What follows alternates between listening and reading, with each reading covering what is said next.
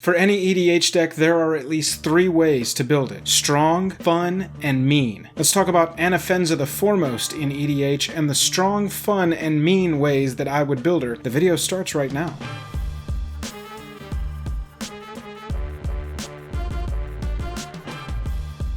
Special thanks to our Patreon supporters who power our channel. Check out our Patreon for monthly giveaways, exclusive content, and even a starring role in our fan fight series. Link in the description below. Hello and welcome to the day. Thank you for spending your time with us. Welcome back to another episode of Jake and Joel Are Magic. I am Joel. We're going to talk about Anafenza the foremost in EDH, but first, if you liked the video by the end of it, consider subscribing, consider hitting that like button if you want to see more videos like this. Let's jump into it. First up, let's look at Anafenza the foremost. Green, black, white. Whenever Anafenza the foremost attacks, put a +1/+1 counter on another target tapped creature you control. And if a creature would be put into an opponent's graveyard from anywhere, exile it instead. So we're going to be passively shutting down graveyard strategies from our opponents, so that's awesome. And we're going to be putting +1/+1 counters triggered by an Anafenza attack.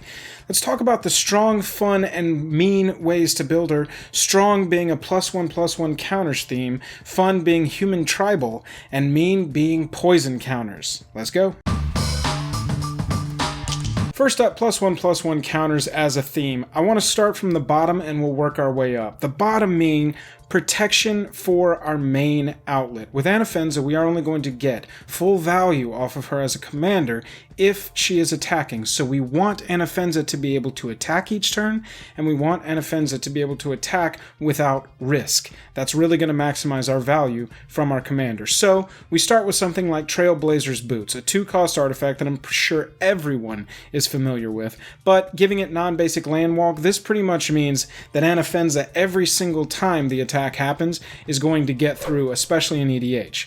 Now, I would be remiss to not include Key to the City in this video. Key to the City is a meme card between Jake and I. We have been on this card, talking about this card since it came out in Kaladesh. Jake is a huge fan of it, and so I knew I had to put it into this video. Another 2-cost artifact that says discard a card up to 1 target creature can't be blocked. So we don't need non-basic land walk for Anafenza. We'll just make it unblockable. And also, Key to the City is going to represent card advantage as it comes untapped at the beginning of your turn if you have 2 mana to pump into it.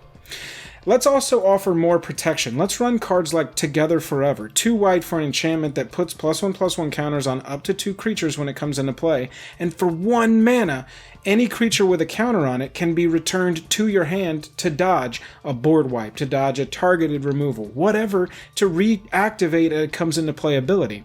Whatever you need Together Forever to do, it's going to do for you in an instant speed, returning cards to your hand. So let's start taking advantage of the fact that we're putting +1/+1 counters on any creature that we can, and we're protecting the creatures that attack so that we can lower the risk of them attacking. Ivory Tusk Forest, Abzan +2, untap each creature you control with a +1/+1 counter on it during each other player's untap step. So all of your creatures are perpetually going to be untapped as long as we can get +1/+1 counters on them.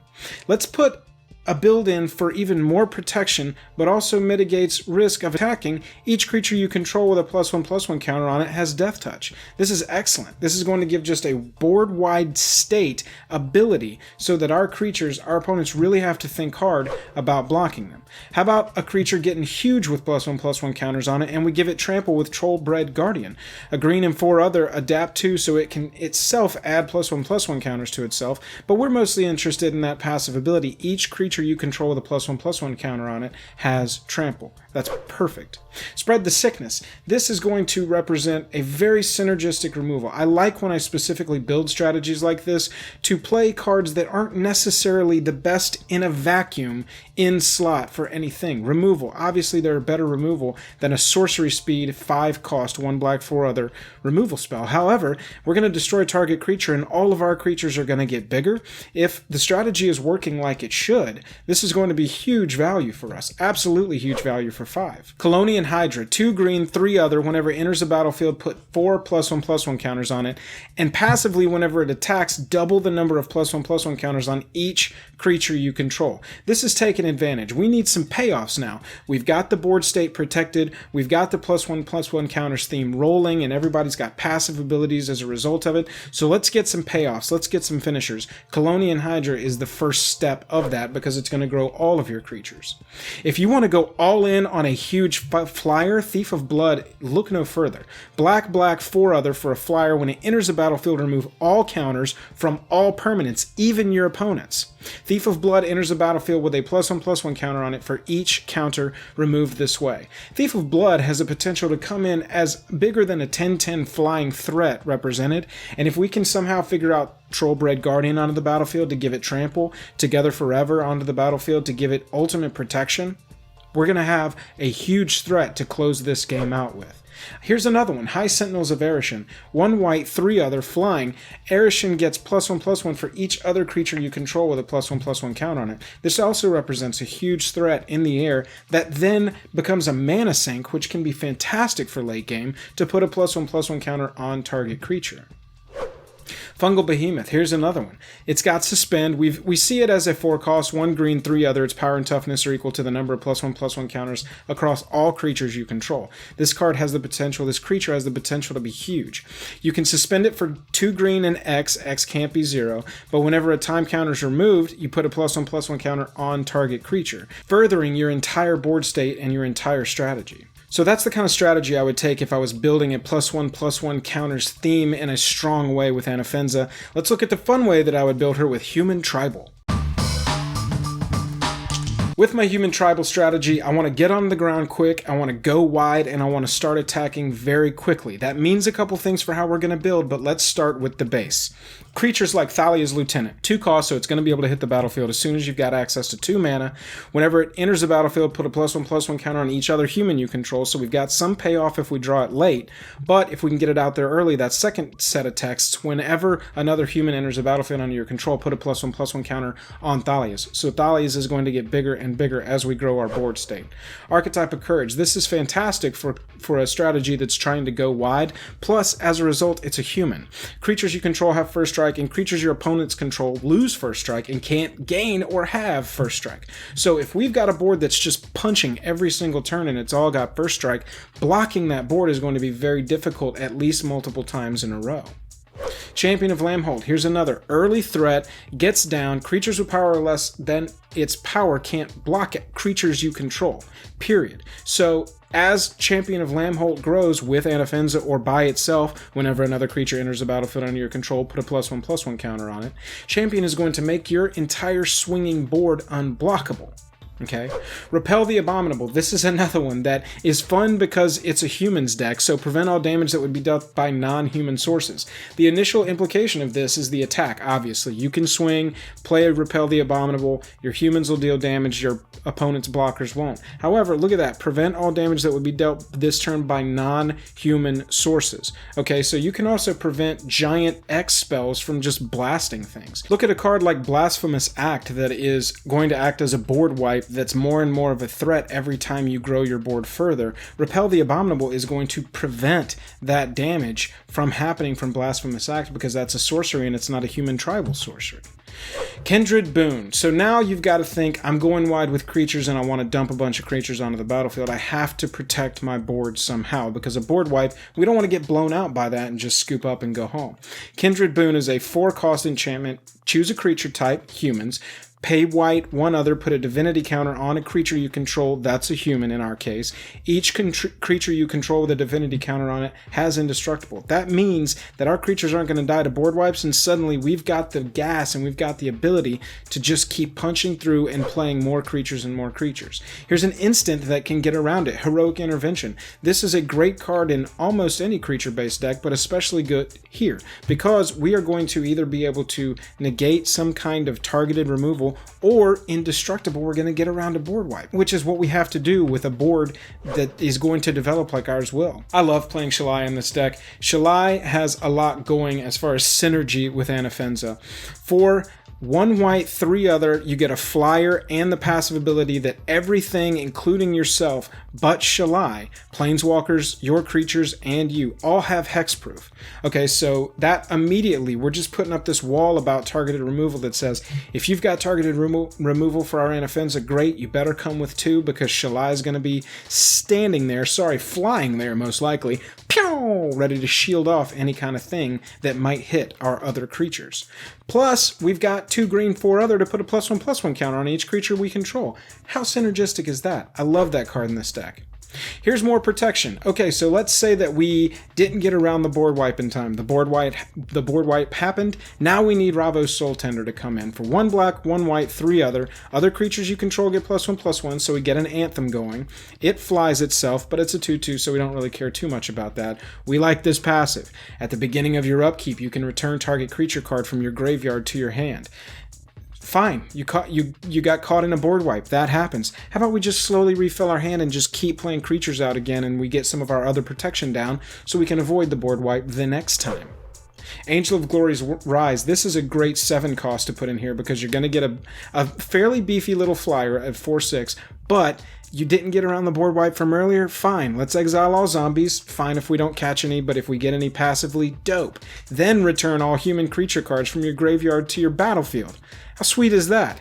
We're just going to automatically, they don't even come to your hand. This card is so ridiculous in this deck, I can't overstate how much, if you're going to build a human tribal deck, whether it's Anafenza or not, Angel of Glory's Rise has to be in there. And lastly, for a human tribal strategy, you know what? Sometimes you just need to reset the board, and this is one of my favorite board wipes. Dune Blast. Abzan +4, choose up to 1 creature, destroy the rest. Straight up, that's it. Say we've got one of our big beefy payoffs onto the battlefield for all of our +1/+1 counters, or some kind of Thalia's Lieutenant that's just been growing the whole game. We just can't seem to get it through anymore. For some reason it can't attack. Fine. Dune Blast, choose our Thalia's Lieutenant that's huge, destroy every other creature, and just start beating face and finishing out the game. That's the fun way that I would build Anafenza, and I think it also might be pretty strong. Let's talk about the mean way that I would build Anafenza, and that is poison counters. With a poison infect strategy, you have 2 ways to go. You can try and make it a rush deck and really just sprint in, punch down one player as quickly as possible, and then try to catch the other 2 on the back end. Or you can try and first get an infect counter on each, a poison counter on each opponent that you've got, and proliferate them the rest of the way. Let's talk about how I would build it, and that is the longer game. I feel like it's got more sustainability in a game of EDH to try and get 1 poison counter on each opponent and then proliferate them down to the end. Blight Mamba is an early creature that can start getting some infect counters on opponents, and we get a regeneration ability built into it for survivability. Plague Stinger, like your Mamba, these are creatures that are going to be swinging alongside your Anafenza as early as turn 4, and Plague Stinger is going to act as a flying threat to get over any kind of blockers. Anafenza is going to grow the smaller infect creatures. We're going to be able to dole out as much damage. If we can catch an opponent off guard and take them down before they can really set up a defense, great. But the goal is really get a poison counter on each opponent and then proliferate them down from there. Tainted Strike, this is a great one because it can act as an early game, get the last opponent that doesn't have a poison counter into the poison game, or we can put it on, big beefy flyer that we've absolutely got paid off with +1/+1 counters that's swinging late, unblocked, and we know it's not going to be removed. Tainted Strike, whoops, you're dead. It can act either way, early or late game. Hand of the Praetors. Hand of the Praetors is one of my favorite cards in here because for 1 black, 3 other, you get another infect creature. It's going to Anthem your infect creatures, and whenever you cast a creature spell with infect, target player gets a poison counter. So you get payoffs for any of what should have been your early poison infect creatures that you draw off the top of the game mid-game. You can play it, get another poison counter, or get a poison counter on the player that hadn't had it yet. And you can cast it, or you can cast creatures as you're drawing them anytime just to finish off a player. Ichor Rats, this one's fantastic as well because when it enters the battlefield, each player gets a poison counter. Now, this does start putting you in the poison game. However, if we just need to burn them down with poison, this is how we do it. Make sure the Ichor Rats hits the battlefield, make sure every opponent's got a poison counter before we get into the proliferate game. Here's another way, Phyrexian Swarm Lord. Swarm Lord's going to get us wide, is going to make us 1/1 tokens with infect for each poison counter that we've already gotten onto our opponents. This has a potential, if they've got 2, and they've got 1. At the beginning of your upkeep, Swarm Lord is creating 5 1/1s with poison counter, ability, so that as our Anafenza swinging, she's growing up insects, and we don't care if the insects die, we just want poison counters everywhere. Then we start to proliferate. Evolution Sage is going to be fantastic once we have a poison counter on each opponent, because we proliferate another counter onto each of those players every time we play a land. We're not that far off from winning if we're in this part of the game. Now, with poison counters, Demonic Tutor is going to be particularly valuable here. Obviously, Demonic Tutor is going to be good in any deck that has black as its colors, but in this deck in particular, you're going to be able to go get that piece. Skithiryx that we're going to talk about in a second, Contagion Engine that we're going to talk about in a second, Evolution Sage, whatever it is that you need to be able to close it out. Tainted Strike, say you've got a huge flyer in the air and you've taken out 2 opponents, you got 1 left, Demonic Tutor your Tainted Strike, whoops, swing, whoops, you lost. You know, that's what I'm talking about. In a deck like this, I would treat this like a combo deck, and Demonic Tutor, any kind of tutor that you can really afford, go get Diabolic Tutor. It's an uncommon. It's 2 more mana, but at the same time, it doesn't matter. It's going to get the card that you need into your hand to combo off and finish off the opponent. Skithiryx, mentioned. Here we go. Flying, Infect. For 6, it's a haster, and for 2 more, it regenerates. This is just the perfect kind of finisher. Swinging along at Anafenza, going to get bigger every single time we're adding +1/+1 counters. Someone is going to have to bow to Skithiryx's might, and that is going to be your opponents. And let's finish it off with Contagion Engine. This is the finisher once we've got a poison counter on each opponent. 6 cost for an artifact. We're going to put a -1/-1 counter on each creature target player controls. Fine. Maybe we can target the Elves player. Maybe we can target the Goblins player with that. That's not what we care about. What we care about is 4 tap, proliferate, proliferate. If we've got opponents with each having a poison counter, 3 opponents across, this is going to get 6 poison counters spread across them, 2, 2, and 2, for proliferating.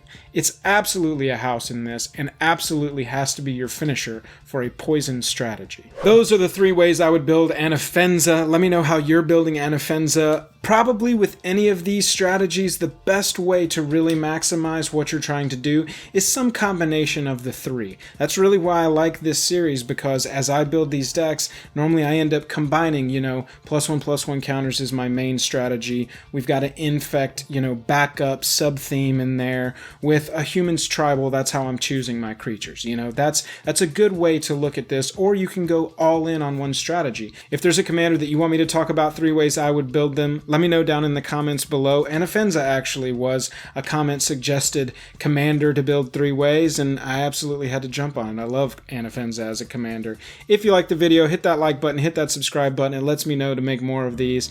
If you want to hang out with us, we're streaming 2 nights a week, Tuesday and Thursday over on Twitch. And if you want to support us further, we have a Patreon, link is down in the description below. Thanks so much for watching. We'll catch you later.